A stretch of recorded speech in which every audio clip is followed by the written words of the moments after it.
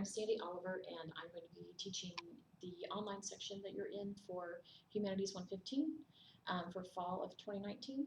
And this is my welcome video, kind of the first day if we were sitting in a classroom together, this is what we would go over. So you can just read through the articles and pieces that I put up on Blackboard, the syllabus and the papers and that kind of stuff, and watch the video, and hopefully you'll learn a little bit about me and about the class and what your responsibilities are this semester. First of all, our introduction, you will have a discussion board to do on your own introduction, and so I'm going to walk through that for you. For me, I am Sandy Dolan Oliver. My program has always been some sort of English, although I have done a lot of work in women's studies and languages and philosophy, and in logic. And so this class is kind of a smush of all of those things together in one semester, which is why I love it so much. I think we do a little bit of everything, and so if one thing doesn't really suit your tastes, give it a shot, play along, play nice, and there will be something else along the way that you will glom onto or enjoy to more a higher level. The other things on the introduction are kind of where are you from, what are you doing here at JCC. I'm originally from Akron, Ohio. Well, actually, Barberton, Ohio, which is a little tiny blank town, and I know you guys here know what that means. About 10 miles outside of Akron, but Akron's on the map, so I can show you that. I also lived for 11 years in Anchorage, Alaska. Loved it. No, it wasn't too cold. No, it wasn't dark all the time. I would move back in a heartbeat, but my husband would probably freeze to death. He is a southern boy from here in North Carolina in Harnett County. And so we are here. This is David's home. This is now my home. I've been here 5 years, and I love North Carolina. I love the people I've met here, and I like JCC a lot, just for what we do for students and how we get about kind of getting you guys up to speed. I am here at JCC largely because David is here. That's my husband. He teaches in the networking and computer program, and he's been here for 20 years. I'm just here for 5, hopefully 15 more down the line. I enjoy teaching in general. I enjoy teaching specifically language-related things, writing-related things, logic-related things, and so this class kind of does a little bit of all of that. You're not going to learn a foreign language, but you are going to learn some new vocabulary and learn some ways to put things together that you've probably never seen before. And so this class is unique on campus in that we are the only class that does any kind of formal logic. And so we'll get to that in chapter 6 and 7. The other part about the intros is a couple of fun things. What's your favorite pizza topping? I am a cheese, and more cheese kind of girl.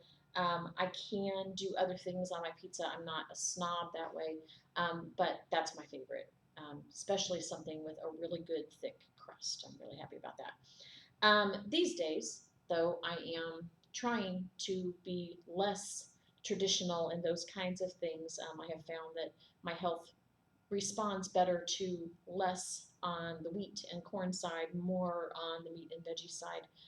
So that's what we're working on. Anyway, a couple of things. If you haven't printed out a copy of your syllabus yet, you should. Keep it in the front of your book. I know my students like to slide a lot of papers in their books. Just so you have a quick reference to things like what kind of grade scale we're using, how we're looking at attendance, what that means for an online class, just the pieces, parts of this particular class, the student learning outcomes. You'll hear SLOs a lot if you pay attention to what your instructors on campus are talking about. They're very important because they regulate and focus in on what we teach in each individual class. And that is something that I believe very highly in. I think we should have readable, doable standards, and that's kind of what you get that, a lot of that in the syllabus. Pages 2 and 3 are pretty much full of those. But as far as important things you should know right off the bat, Here's my information. My email, skoliver@johnstoncc.edu. That's really the only way you can contact me. There are lots and lots of reasons for that. The main one being accountability. And so if you want to ask a question or you have something to turn in that Blackboard for some reason didn't like, or you put in the wrong file or whatever, send it to me via email. Ask questions via email. I'm more than happy to answer whatever questions you have. I usually get back to email within 24 hours, usually much faster than that. I have my Outlook on my phone, but I do have a day job. And so during the week, sometimes I have a hard time keeping up with that until about 3:30 or so. So if you're getting me early in the day, it might take me a little bit to get to you, but at least by the end of that day, anything after about 9 o'clock, you're going to get me tomorrow. I get up at 5, so I'm not very conscious of what's going on my phone in the middle of the night. Doesn't mean you can't send things. I have that little do not disturb thing. So whenever you're working on stuff and you have a question, go ahead and send it. Don't feel like you're going to interrupt me. I will answer it as soon as I see it. Okay. I don't have an office here. I'm an adjunct, and so, but my husband does, which is in Wilson, second floor, right above the Trio office, if you know where that is. Upstairs from the coffee cart, so I'm sure you kind of know where that is. 2046 is the office. He's more often in his lab, which is across the hallway in 2047. But if you have something for me, he could bring it to me. Your best bet is to send me a little email and say, hey, I'm going to drop off something, a test or whatever, and that's more than happy. Last day for you to drop, in case the course isn't going the way you would like, something comes up, whatever, you can drop anytime from the first day all the way through November 4th. But on November 5th, that goes away. So make your decision to stay or go before that. The last day of classes for this semester is Wednesday, December 18th. Normally our semesters end on a Monday, so this is a little bit different. I want to make sure you know we go all the way to Wednesday the 18th, especially if you have other seated classes. Our last assignment for this class will be due on Tuesday, December 17th, and that's the last exam. I'll talk a little bit more about those in just a minute, but those are the big dates you need to know. As far as our book, we have a new version this semester. This is The Power of Critical Thinking by Lewis Vaughn. This is the 6th edition, and so make sure you have that particular one. All of my page numbers and stuff in the notes, anything I refer to in the lectures are going to come from this book, and so kind of get that together. We will use the book all the time. This is not a supplemental. This is not anything other than that, but you have to buy the book. There are lots of apparatus available for the book, lots of stuff online, but you do need to have a physical copy. I know our bookstore has plenty. You can rent them. You can also rent them from other places, but be aware that our bookstore price matches. So if you get a really good deal on Overstock or someplace like that, print it out, take it downstairs, they'll give you the same price. So no need to wait weeks for things to come in.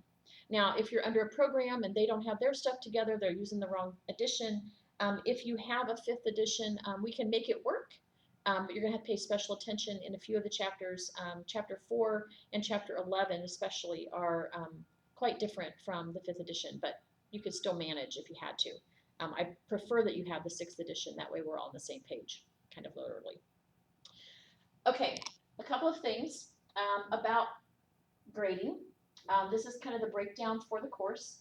We write 3 papers, about 3 pages each.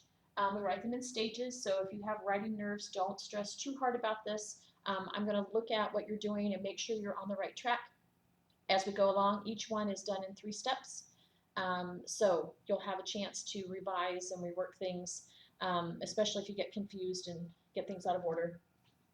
We have 4 exams. They are not cumulative, not cumulative at all.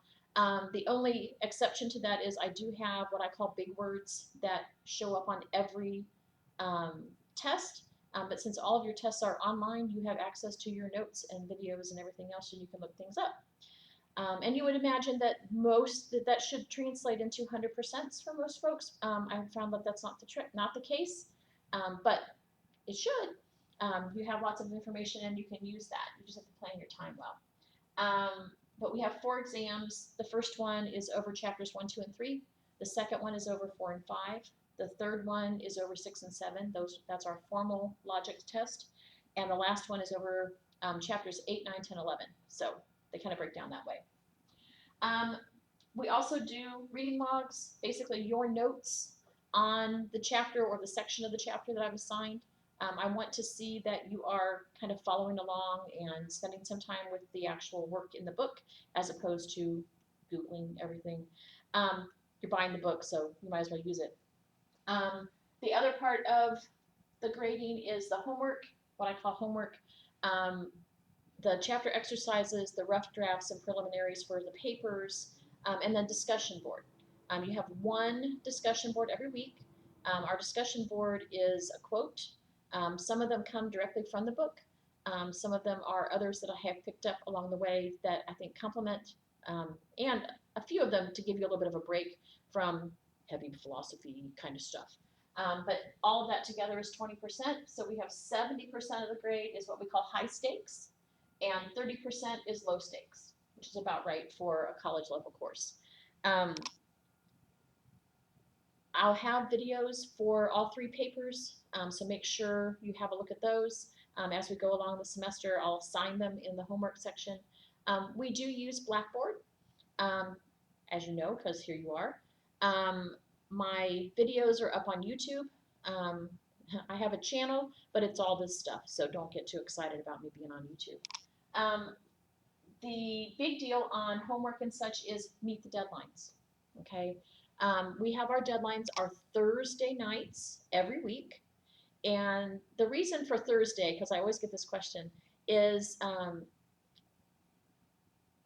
religious days of the week are Friday, Saturday, Sunday, depending upon which major religion you follow.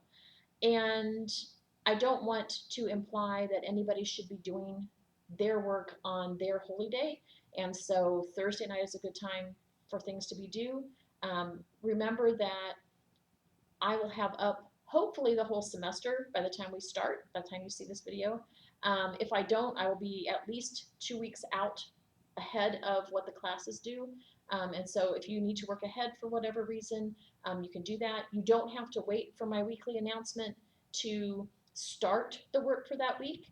Just know that whatever is due on that week is due on Thursday. The only exception to that are the tests. Now you can turn the tests in on Thursday.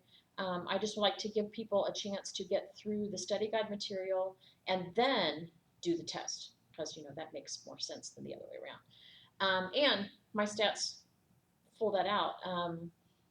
Folks who actually pay attention and do the study guide work do as much as 8 points higher on, that's a whole letter grade just about, 8 points higher on their exam than folks who don't. So use that as a cue to do the work. Do the work, okay? The assignments are due, like I said, Thursday night by 11:59 p.m. For on-time credit. I do take late work. I know that sometimes life gets in the way and things are more important than class. It can't always be more important than class, but there are occasions when things fly up in the week and we just can't manage things. If you know that things are going badly this week, give me an email and ask for an extension. That way you don't incur late penalties for that particular week's work. That's not a global thing. That's for each due date. So if you have a bad, you have a cold or your kid is sick or, grandma came to town or whatever, and you need an extra day or 2 to get things done, send me an email. Hey, Mrs. Oliver, I need a couple days. I can get this done by Saturday or I can get this done by Monday.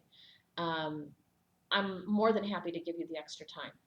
Now, if it becomes chronic, I'll cut that off. You have to be able to meet deadlines in your job, in your life, in school. That's just how it is. And so ask. 99 times out of 100, I say yes. Make sure that you do get your work in then on time, on the new time, and you're still eligible for extra credit and full credit and all of that. If you don't let me know and you just turn things in late, it loses 10%. So homework assignments, which are usually 20 points, would be an 18, which is technically still an A. It's a 90 if you do everything you're supposed to do. The only way I take points off of homework, except when it's late, is if you don't make an attempt to answer questions.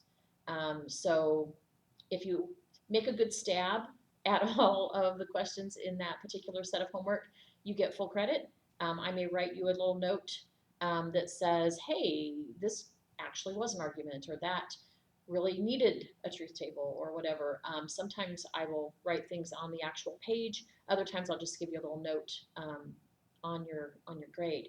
And to know whether you've got comments on your grade sheet, well, on your grade link, the My Grades link, anything that's underlined is a hyperlink. And so if I've written something for you, it'll be underlined and you can click on that and go read the comments. That's especially true for preliminary pieces to papers like rough drafts and summaries and things like that. I always leave some sort of comment, even if it's like, wow, this is really great, onward. But other things as well. Hey, you only have a page here. You're going to need 2 more for the final draft. If you want me to look at an intermediate draft, I'll be happy to do that too. One thing that I will tell you, successful students in any course always do all the reading. And I know that's the hardest part for most of my students to get to, is actually sitting down with the content and reading through it. And you'll get a lot of good stuff from, I hope anyway, from the lectures. I do have PowerPoint notes up under chapter notes.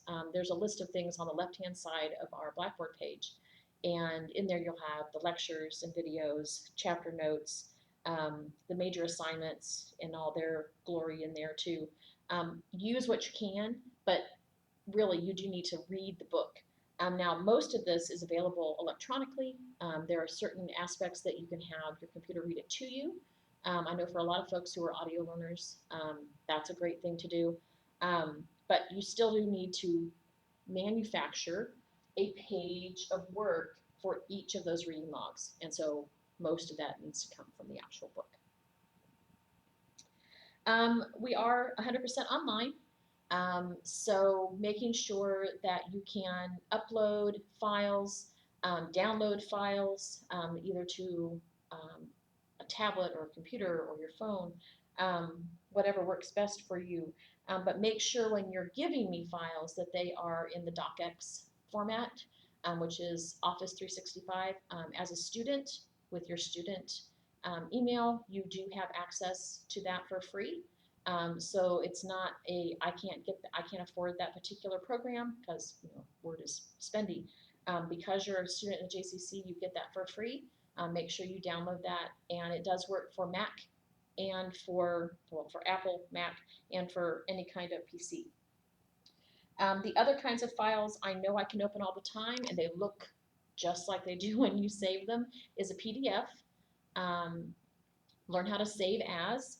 And if you're taking pictures of your work, I know a lot of folks like to handwrite for whatever reason, and that's fine. You can take a picture of your work, save it as a JPG, a JPEG, and that way I can see it exactly how you saw it.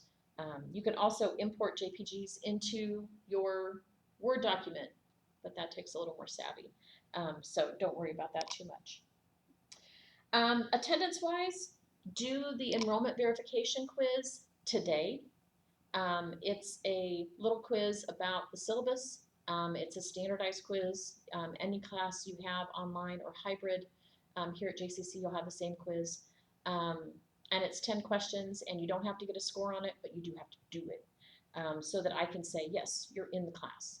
Now you can post other things. If you post a discussion board, if you do your student acknowledgement form, which I'll talk about in a sec, any other assignment that's in the course, you can do that as well to mark your entry into class, but the EVQ is really easy. Okay. About those other things, you have a student acknowledgement form, which you have to do for every class here at JCC, whether you're seated, hybrid, whatever the designation is.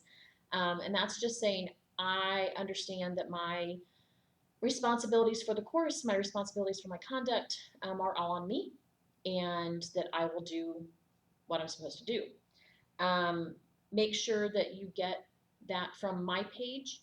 Um, every instructor kind of codes it for their own use. Please don't use a general one that you got from ACA or wherever else. Use mine and put those in as soon as possible. The other thing I have you do is a student survey. It's my nosy teacher stuff. It's very hard to get to know you guys very much at all, except through discussion board, unless I ask some specific questions. And it's not hard, but anything on there that you think is going to be helpful for me, anything you don't want to answer, don't answer. But it's for me to get to know you and better be able to serve you through this kind of medium. Okay. The other part about attendance is you get 2 free misses for homework deadlines. Okay.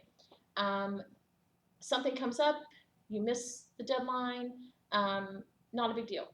Okay. Something comes up again later in the semester, you miss the deadline, not a big deal. Make sure it doesn't happen a third time. The third time, anything over 2 weeks, I have to drop you from the course. And if I drop you, it's a WF on your transcript. That can mess up your financial aid, it can mess up your GPA. So make sure that you're tracking well with this. You know, Thursday is the deadline. You can turn in your work early as much as you want. Just make sure you're doing something for that week on that week. Easiest thing, discussion board. Go in and make a post. That way you're covered, and then you can kind of go on from there.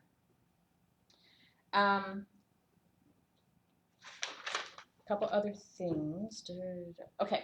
At the end of our syllabus, there is a page on student concerns. If you believe that I have done something unfair or I have not kept my side of the bargain in any way, you can come talk to me. And that come talk to me, send me an email. Hey, I thought this, but you did this. I'm more than happy to mend those fences as much as possible.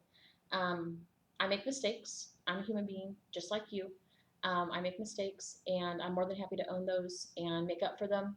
But I need to know, okay?